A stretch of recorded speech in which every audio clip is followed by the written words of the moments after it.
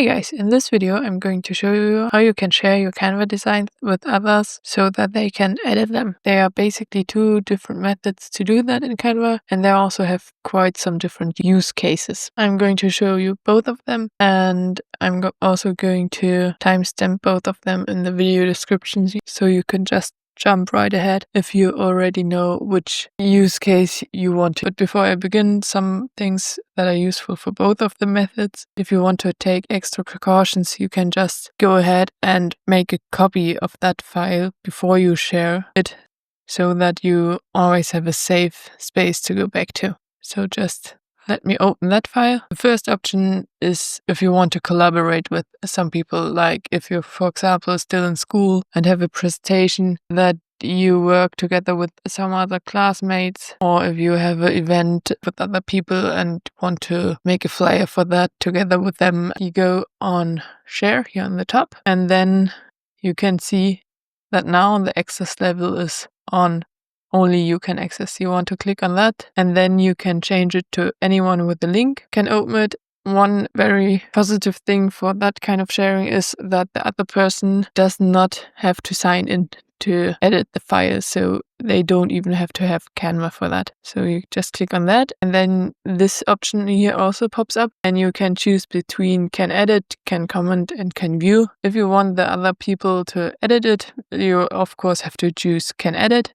But you could also, for example, if you just want to have some comments on your design, select on can comment or can view. I'm just going to leave it on can edit for now. And then you can just copy the link, and with whomever you share this link, those people can open your design and work on it together with you.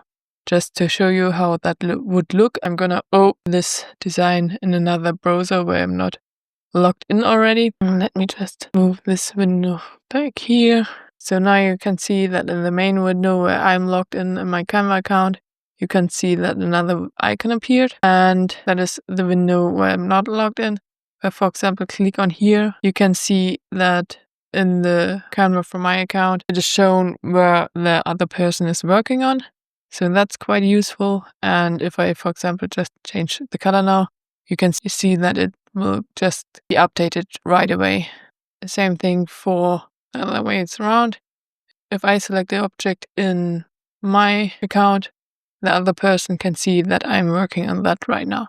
So that's quite helpful. If you want to stop sharing this design, you can just again go on share and then click on anyone with the link and click on only you can access. Of the other people will get removed and no one can edit it anymore.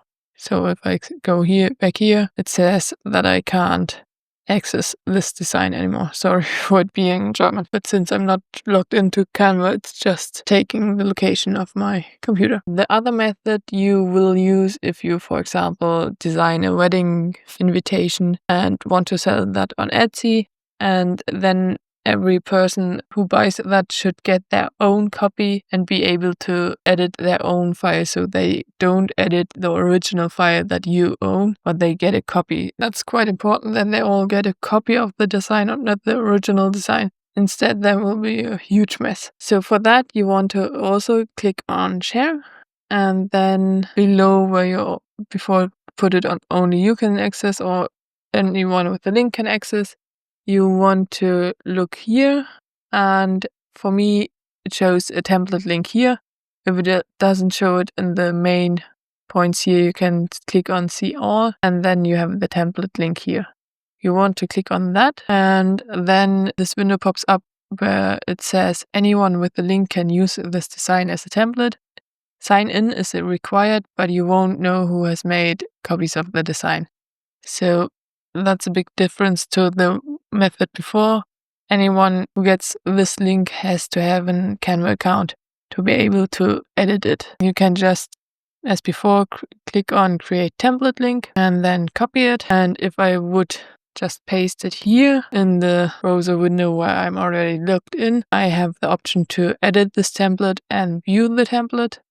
If I edit this template, I will just go back into the template. When I click on view template, it says that I'm supposed to log in to open it in editor. But since I'm already logged in with the account that shared this design, it's not really that useful. So I'm just gonna open the link here, and then it basically says that Sophie's Tutorials has shared a design with you. I can work on it now, and here, as I'm not logged into the original account, it only shows that I'm able to show the template. So this here says show template. So if I click on this, I'm supposed to log in. Just let me log in with another account. And as I'm logged in, you can see that it is looking exactly like the one I shared. But if you now change something, for example, 2027, it won't update that in the original design on my end. So any person opening that file or that link will get the one link that I shared right now. One other thing that you have to pay attention to is that the link that you copy takes the template from right that second. So if you, for example, now change it to 2028 and this original design, but still use the old link to open it, you will see that it still says 2026. So if you change something and want to share this changed version, you want to go on share again, go to template link, just click on it, and then copy it again. And if you now open, it should say 2028 on the cover. So if you make any changes, just be sure to update the link. If you want to sell your design on Etsy, for example, you also have to have a file that they can download if they buy something from you. So it won't work to just send them the link and say, here you go, you have the design or the template. So you want to have a PDF file or something that they can download. I'm going to show you how to incorporate that link into that PDF version to have a really nice and professional looking file. So I just chose a design template and put some elements in here and a mock-up of the planner.